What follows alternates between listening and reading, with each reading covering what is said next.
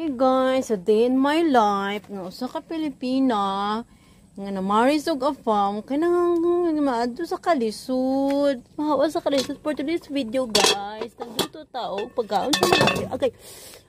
Ah! Ay, sorry. This video dai mo na itong pagkaon sa itong iro dai, adlay dai. Atong gilugaw dai. Kaya wala pa man nasanggi atong mais day. Isa rin siya kapagkaon nila guys. 2 ka kilo. So, okay. Perting asawa guys. Huy, ano ko. Adlay pa itong ipakaon sila guys. Kaya ang mais sa likod guys. Kinialagon pa. Mag-anagon pa bago. Nag-try tag-harvest guys. Linghod pa man. So, atong tanawon drebe. Sa likod ni sa mga puyan-puyan nga paya guys. Yan.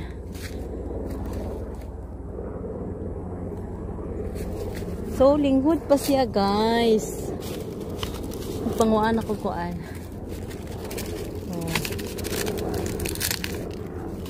May airplane. So, wala pa ni guys. Ang bahon guys. Guys, oh. Pwede na siya sanggiyon guys. Pero, ibulad lang. Kung gusto na ko, palaya yun ako guys. Oh. Kulang pa ni guys. Kamay raman ni guys nasa likod guys. So, mura to guys. Balik na sa itong giluto guys. Kaya ba't napagod na guys. Okay, oh. Yeah, every day it is thank is the Lord. Ahakagikan.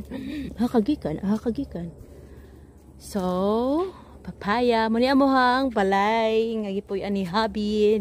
Ni afam before. Hafra anak dira wala nilabot ki extension na ni. Yung kini balay nga. Among kitukid para nilang mother. Okay, nagsanlag ta guys.